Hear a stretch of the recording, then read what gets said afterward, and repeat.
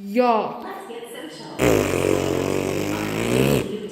Before this restroom, actually before the whole place was remodeled, this restroom used to have EXtremeAir EXTs.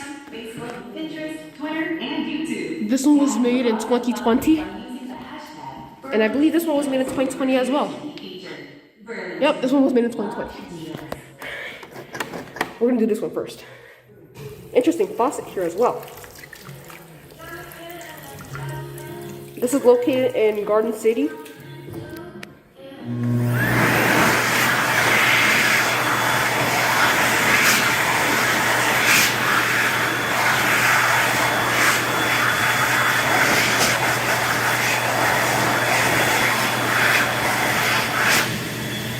And look, the hand dryer was installed in this little recess kit.